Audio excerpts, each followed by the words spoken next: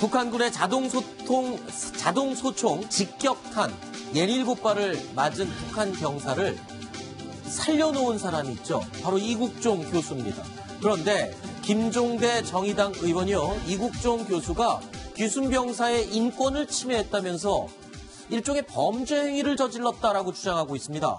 도대체 어떤 부분을 인권 침해라고 규정을 하고 있는 것일까요? 김종대 의원이 이 이국종 교수의 범죄 행위라고 지적한 그 말, 이국종 교수의 발언 들어보시죠.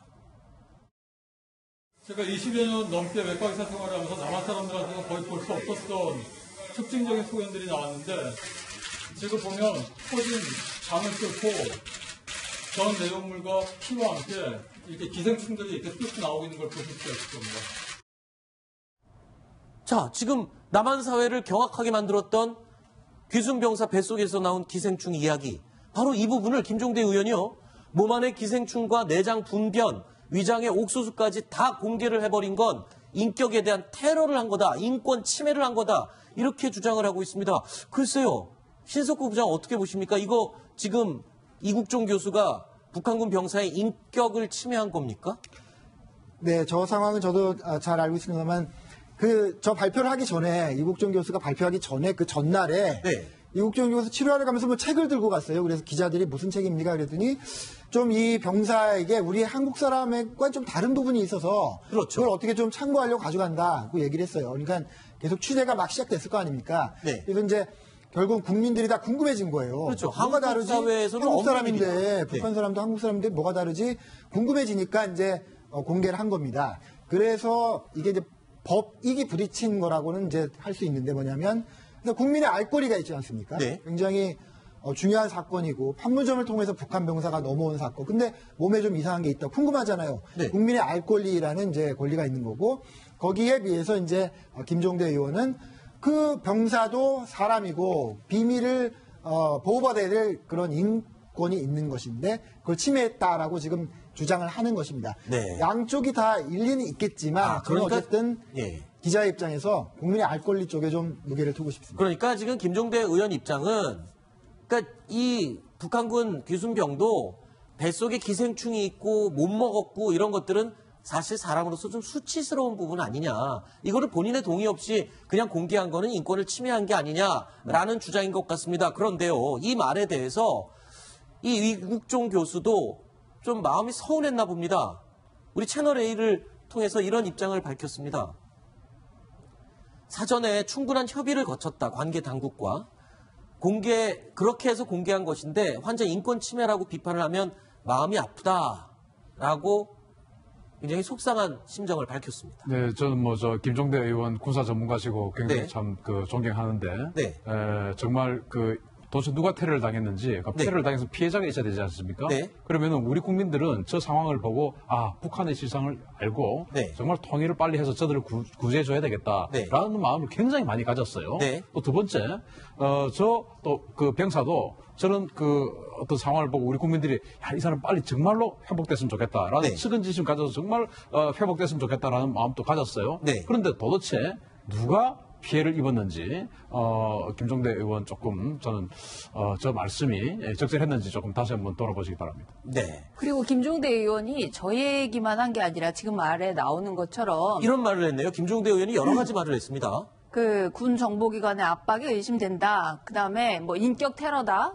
그리고 참 결정적으로 이렇게 기생충이나 이런 것들까지 공개하는 우리나라가 북한하고 똑같다는 식으로 얘기를 했습니다. 기생충의 나라 북한보다 대한민국이 나을 게 없다. 이건 무슨 의미로 한 말인가요, 지금? 우리 시청자들은 어떻게 생각하실까요? 그 체제가 싫어서 저렇게 체제를 탈출하는 병사의 등 뒤에 무차별 사격하는 북한과 우리나라를 똑같다고 비교하는 게 국회의원들이 하는 정당한 비유인지 말씀하신 것처럼 의료법에 위배되는 어떤 행위 같은 것들, 급박한 상황에서 벌어진 이국종 교수 같은 경우에는 합참하고 다 상의해서 저런 언론 브리핑 같은 것들을 준비를 한 거라고 합니다. 그때 워낙 정보 공개 요구 같은 것들이 많았고 도대체 JSA에서 38년 만에 총성이 있었는데 어떻게 된 건지 굉장히 많은 국민들이 관심이 있었기 때문에 정보 공개 요구가 많았기 때문에 합참이 긴급하게 해서 이국종 교수 역시 협조한 것인데 김종대 의원이 저런 식으로 갑자기 비판을 하는 하는 것에 대해서 국민들이 어떻게 생각할지는 뭐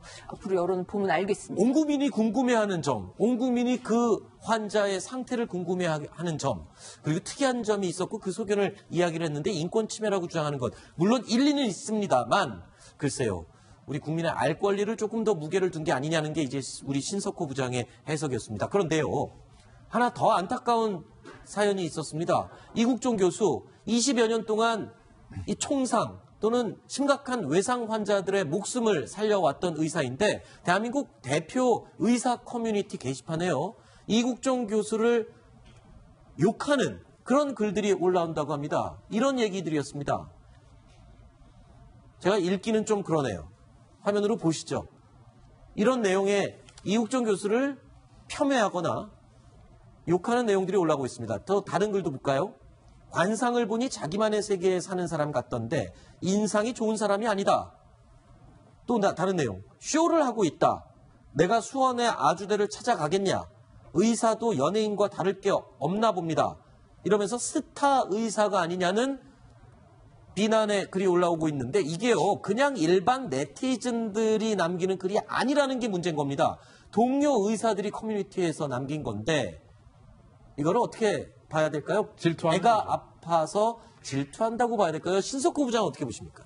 뭐 그렇게 보입니다. 예. 그 경쟁자들일 수가 있겠죠. 그리고 뭐 여러 가지 뭐 생각이 다른 그 사람들이 있겠지만 우리가 항상 뭐가 제일 중요한가를 봐야 될 것 같습니다. 지금 이 순간에는 저 병사를 살려서 저 병사가 과연 어떤 진실을 말하고 싶었는지 왜 죽음을 무릅쓰고 남한으로 내려왔는지를 우리가 아는 게 가장 중요한 거 아니겠습니까? 그렇죠. 바로 그 가장 중요한 일에 최전선에 나가 있는 사람이 바로 이국종 교수이기 때문에 그가 그를 살릴 수 있는 가장 그 적합한 사람이라고 군이 판단한 거고요.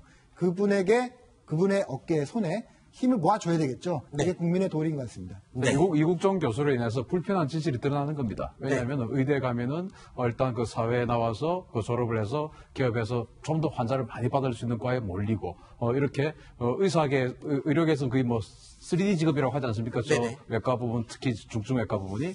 그런데 그쪽에 이제 관심이 쏠리고 또 아주대 병원이 또 관심이 쏠리고 이러니까 그런 데 대한 그럼 당신은 그럼 왜 이 과를 선택했냐 하는 주변에 또 시선도 있지 않겠습니까? 네. 그런 것들이 이국종 교수 때문에 내가 받으니까 싫다는 거. 뭐 그런 그렇지만 대부분의 의사, 대다수의 의사 선생님들은 인술과 의술을 펼치는 분들이라고 믿고 있습니다. 저런 수준 떨어지는 댓글은 일부 의사들이 남긴 것이라고 그렇게 생각을 하겠습니다. 자, 김정보 실장님 그리고 신석호 부장, 신인균 대표님 세 분 이야기는 오늘 여기까지 듣도록 하겠습니다. 오늘 말씀 고맙습니다. 자, 이 아이템에 대해서는요. 제가 마무리 이 멘트를 하나 더 해야 될 것 같습니다. 이국종 교수가 이 취재진들의 카메라에요. 한 번도 웃는 모습이 없었습니다. 물론 엄중한 상황이어서 그렇겠죠. 평소에도 이렇게 웃음이 없냐라고 했을 때 이국종 교수는 이런 말을 했습니다. 몇 개월간 사투를 벌이다 세상을 떠나는 사람들을 생각하면 웃을 수 있는 여유가 없다라는 말을 남겼습니다. 이국종 교수가 과거 방송에 나와서 이런 말을 했었죠. 이 말을 들으면서 이 순서는 마무리하겠습니다. 아픈 사람 앞에는 왜 직업의 귀천도 없다 그러잖아요. 그 적과 아군도 없고 그렇죠. 희망이 조금이라도 있으면 있는 힘을 다해요. 중증 외상 환자 진료하는 게 꼭 인생하고 비슷해요. 그것도 아주 단순한 인생. 한 고비 넘었다 싶으면 또 다른 고비가 오고 또 다른 고비가 오고 그러는데 내 고비가 안심할 수가 없어요.